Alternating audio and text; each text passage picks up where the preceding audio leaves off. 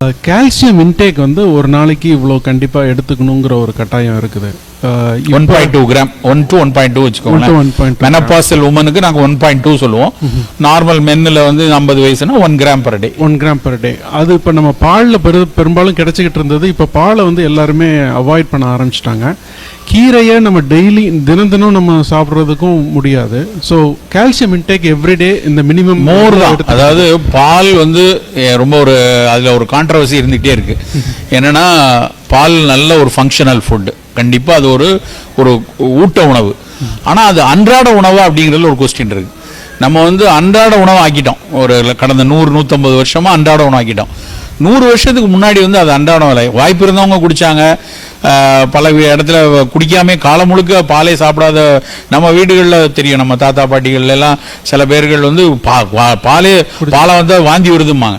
பால் வணிகம் செய்யக்கூடிய பீப்புள் ஃபேமிலிலேயே பாலை எனக்கு பிடிக்காது, எனக்கு வாந்தி வரும்பாங்க. அவனா நல்லா தான் இருந்திருக்காங்க. அவங்க எலும்புலாம் எங்கேயும் ஆஸ்டியோபோரோசிஸ் ஆனதெல்லாம் சரித்திரமே கிடையாது. அதாவது பால் பொதுவாக கால்சியம்னு எடுத்தீங்கன்னா ஒரு கிளாஸ் மோர் எடுத்தீங்கன்னு வைங்களேன், ஒரு கிளாஸ் மோரில் 280 மில்லிகிராம் 280. ஸோ 2 கிளாஸ் எடுத்துட்டீங்கனாலே 500 மில்லிகிராம் கிடைச்சு 560 மில்லிகிராம் வந்துடும். மீதியெல்லாம் கண்டிப்பாக கிழங்கு காய் எல்லாத்துலேயும் கால்சியம் இருக்கு. கொஞ்சம் தரைக்கு அடியில் விளையாடுறது எல்லாத்துலேயுமே கால்சியம் நிறைய. கீரைகளில் எல்லாத்துலேயும் கால்சியம் இருக்குது. எல்லாமே 100 மில்லிகிராம் 200 மில்லிகிராம் அப்படி இருக்கும். ஸோ நீங்கள் ஒருவேளை நமக்கு கால்சியம் குறைவாக இருக்கும். பர்டிகுலர்லி இது யாருக்கு ரொம்ப பிரச்சனை ஆகும்னா ஃபீமேலில் தான். ஆஸ்டியோபோரோட்டிக் ஆஸ்டியோபீனிக்காக இருக்கிற வீட்டில் இருக்காங்க அப்படின்னா அவங்கள கண்டிப்பாக 2 கிளாஸ் மோர் எடுத்துக்க சொல்லிடணும். அப்படி எடுத்துக்க சொல்லிட்டு மீதியை அதில் வந்து மேட்ச் பண்ணிக்கலாம். பால் அவசியம் எடுத்து தான் ஆகணும்னு கட்டாயம் கிடையாது, அவாய்ட் பண்ணலாம். உடலுக்கு மிக உறுதி அளிக்கக்கூடிய ஒரு சட்னி, அது துவையலாக பயன்படுத்துறது வந்து பிரண்டை சட்னிங்கிறது வந்து ஒரு மருத்துவ சட்னின்னு கூட சொல்லலாம். பிரண்டையில் வந்து அந்த அளவுக்கு நிறைய கால்சியம் இருக்கு.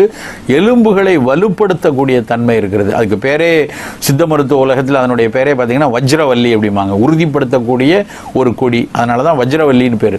அந்த வஜ்ரவல்லி அந்த பிரண்டை கொடியை நம்ம நல்லா அதனுடைய கணுக்களை எல்லாம் வந்து சுத்தம் பண்ணிட்டு நல்லா கழுவி லேசாக ஒரு ஆவியில் வேக அடித்து வச்சுட்டு அதுக்கப்புறம் வதக்கி கொஞ்சம் புளி கொஞ்சம் காரம் சேர்த்து சட்னியாக அரைச்சி கொடுத்தோம்னா அந்த பிரண்டை துவையல் இட்லிக்கும் தொட்டுக்கலாம், மோர் சாதத்துக்கும் தொட்டு சாப்பிடலாம். அது உடலுக்கு மிக உறுதி தரக்கூடியது. நல்லா நிறைய கால்சியம் இருக்கிறதுனால குழந்தைகளுக்கு, வளரக்கூடிய குழந்தைகளுடைய எலும்பு வலுவாக இருப்பதற்கு அது மிகச் சிறப்பாக இருக்கும். கால்சியம் எதுல எல்லாம் இருக்கு நீங்க பாடத்திலேயே படிச்சிருப்பீங்க. உங்களுடைய தரைக்கு அடியில் விளையக்கூடிய எல்லா கிழங்குகளையும் கொஞ்சம் சுண்ணாம்பு சத்து அதிகம் இருக்கும், அதை எடுத்துக்கொள்ளலாம். ரொம்ப டக்குன்னு நமக்கு தெரியுற ஒரு சுண்ணாம்பு சத்து நிறைய இருக்கக்கூடிய பொருள் அப்படின்னா பால், மோர், இதெல்லாம் மிக மிக அதிகமா கால்சியம் சத்தை கொடுக்கக்கூடியது. பால் ஒரு சர்ச்சை இருக்கு. உடல் ரொம்ப குண்டா இருக்கிறவங்க பால் வேண்டாம், சர்க்கரை நோய் அதிகம் இருக்கிறவங்களுக்கு பால் வேண்டாம் அப்படின்னு பால் குறித்த ஒரு சிறு சர்ச்சை மருத்துவ உலகுக்குள்ளேயே ஓடிக்கொண்டிருக்கு. ஒரு காலத்துல பால் மிக மிக அவசியமான உணவு அப்படின்னு நம்ம பேசியிருந்தோம். உடல் ரொம்ப பியூனியா இருக்கீங்க, ரொம்ப மெலிந்து இருக்கிறீங்க, அந்த மாதிரி இருக்கவங்க பால் எடுத்துக்கொள்ளலாம். ரொம்ப பொதுன்னு இருக்கும், நமக்கு வந்து எடை இன்னும் கூடிடக்கூடாதுன்னு நினைச்சா மோர் எடுத்துக்கொள்ளலாம். ஒரு டம்ளர் மோருக்கு எடுத்தீங்க அப்படின்னா கிட்டத்தட்ட 280 மில்லிகிராம் கால்சியம் வந்து நமக்கு கிடைச்சிடும்.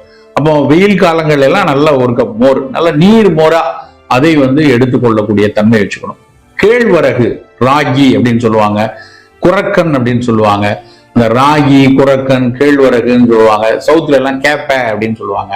அந்த கேழ்வரகை நம்ம வந்து ஏதாவது ஒரு வகையில தோசையா சாப்பிடலாம், புட்டா சாப்பிடலாம், கஞ்சியா சாப்பிடலாம், ராகி உருண்டையா சாப்பிடலாம். மிகப்பெரிய அளவுல கால்சியம் தரக்கூடிய ஒரு தானியம் வந்து கேழ்வரகு. கீரைகள் எல்லாம் கொஞ்சம் கொஞ்சம் கால்சியம் உள்ளது. ஆனா ரொம்ப நல்ல கால்சியம் உள்ள எலும்பை வலுவாக்கக்கூடிய கால்சியம் சொல்றதை தாண்டி போனுக்கே நல்லா ஸ்ட்ரென்த் ஆக்கணும் அப்படின்னா ஒரு கீரை இருக்கு, பேர் பிரண்டை கீரை. பிரண்டைங்கிறது முருங்கை மாதிரி திக்கா அந்த தண்டு இருக்கும், வளைஞ்சு அந்த கோணமா இருக்கும். நீங்க தோட்டத்துல எல்லாம் பார்க்கலாம். அப்படியே வேலியை ஒட்டி இருக்கக்கூடிய அந்த பிரண்டை கீரையை நம்ம வந்து துவையலா அரைச்சு சாதத்துல போட்டு சாப்பிடுவாங்க. அந்த பிரண்டை கீரை, அதுக்கு தமிழ்ல இன்னொரு பேரு வஜ்ரவல்லி அப்படிம்பாங்க. வஜ்ரம்னா தெரியும் இல்லையா, உள்ள உறுதியா இருக்கக்கூடிய. அதனாலதான் அந்த பிரண்டை கீரை எடுத்து சொல்றாங்க. பிரண்டை கீரை எடுத்துக்கலாம், இந்த மாதிரி கேழ்வரகு எடுத்துக்கலாம், மோர் குடிச்சுக்கலாம். இதெல்லாம் எலும்பை வலுவாக்கக்கூடிய மிக முக்கியமான உணவுகள். இதை தாண்டி புலால் உணவுகள்ல அதுல கால்சியம் நல்லா இருக்கும். புலால் உணவுகள்ல நீங்க சாப்பிடும்போது முதல் தேர்வா மீன் இருக்கலாம். இல்ல மீன் இல்லைன்னா கோழிக்கறி சாப்பிட்றோம். கோழிக்கறியிலேயே நல்ல கருப்பு கோழின்னு ஒண்ணு இருக்கு, கடக்நாத் கோழின்னு சொல்லுவாங்க. காங்கேயம் பகுதிகள் எல்லாம் நிறைய இருக்கும். அந்த கருப்பு கோழி எலும்பையும் தசையும் வலுவாக்கும் அப்படின்னு சித்த மருத்துவத்துல சொல்லியிருக்காங்க. சோ அந்த மாதிரி கோழி எடுக்கலாம். அதிலே இருக்கக்கூடிய நல்ல ஆட்டு ஈரல், கோழியுடைய ஈரல், ஆட்டினுடைய மண்ணீரல், இதெல்லாம் வந்து எலும்பு, சதை, ரத்தம் மிகச்சரியா சிறப்பா வைத்துக் கொள்ளக்கூடிய தன்மை கொடுக்கக்கூடியது. புலால் சாப்பிட்றவங்க அது மாதிரி உணவுகளை எடுத்துக்கொள்ளலாம். இதெல்லாம் சேர்த்து வச்சுட்டோம்னா சிறப்பாக உணவின் மூலமாக எலும்பை வலுப்படுத்தலாம். ஒரு இயல்பான எதிர்பார்த்தல் சரியாக இருக்கணும் அப்படின்னா நம் மரபு உணவுகள், நம்ம கேழ்வரகு கஞ்சி, நம்முடைய சத்துமாவு கஞ்சி, அது நமக்கு போதுமானது. அதுல கிடைக்கக்கூடிய அத்தனை நம்ம இன்னைக்கு ஒரு புரதத்தினுடைய சிறு கூறுகளான அமினோ ஆசிட்ஸ் இருக்கு இல்லையா, அது பெரிய அளவுல நம்முடைய அத்தனை பயிர்கள்ல, நம்மளுடைய தானியங்கள்ல ஏராளமாக இருக்குது. இப்போ உதாரணமா கம்பு எடுத்துக்கிட்டோம், கம்பஞ்சோறு அப்படின்னு எடுத்தோம்னா நம்ம இன்னைக்கு வந்து பல பேர் கம்பஞ்சோறு வந்து மறந்தாச்சு. கம்பஞ்சோறுங்கிறது வந்து ஒரு அரிசிச்சோறும் கம்பஞ்சோரையும் கம்பேர் பண்ணி பாத்தீங்கன்னா, ஒரு பட்டை தீட்டிய பாலிஷ் அரிசிச்சோரையும் கம்பஞ்சோரையும் ரெண்டையும் ஒப்பிட்டு பாத்தீங்கன்னா அரிசியை விட கம்புல 8 மடங்கு இரும்பு சத்து. அப்ப நம்ம இப்ப கர்ப்பிணி பெண்களுக்கும் இல்ல வளர்ந்து வரக்கூடிய அவங்க வந்து திருமணம் செய்யக்கூடிய காலத்துல ஒரு பெண்ணுக்கு நம்ம ஊர்ல உள்ள கணக்குல கிட்டத்தட்ட 45% பெண்கள் இரும்பு சத்து குறைவாக அனிமியாவா இருக்காங்க அப்படிங்கிறது. அவர்களுக்கு இரும்பு சத்து மாத்திரை அரசாங்கம் கொடுக்கிறது ஒரு பக்கம் இருக்கட்டும், அதை நீங்கள் கண்காணிப்பது ஒரு பக்கம் இருக்கட்டும். அது வந்து அரசு எடுக்கக்கூடிய முன்னெடுப்பு. உணவாக அரிசி எடுக்கக்கூடியதுல வாரத்துல ஒரு 2 நாள் கம்பஞ்சோறு எடுத்தா அதே இரும்பு சத்து கம்பஞ்சோறுல கிடைக்குமா கிடைக்காதா? அப்ப கம்பம் கூழும் கம்பஞ்சோறும் நம் காலகாலமாக பயன்படுத்திட்டு வந்த ஒரு விஷயம். கேழ்வரகு கிட்டத்தட்ட நம்ம மற்ற தானியங்களை விட 200 மடங்கு கால்சியம் அதிகமா இருக்கு. அப்போ கால்சியம் வந்து நீங்க காலையில ஒரு கேழ்வரகு கஞ்சி, இல்ல ஒரு கேழ்வரகு அடை, இல்ல கேழ்வரகு உப்புமா, ஏதோ ஒரு வகையில கேழ்வரகையும் கம்பையும் நம்ம சேர்த்துட்டு வந்தோம்னா 2 முக்கியமான பயன் இருக்கு. ஒண்ணு என்ன அப்படின்னா, நேரடியாக நமக்கு கிடைக்கக்கூடிய இரும்பு சத்து, கால்சியம் சத்து. இன்னொன்னு, இது மாதிரியான சிறுதானியங்களை பயன்படுத்தினா நம் உழவர்கள் நல்லா இருக்கும்.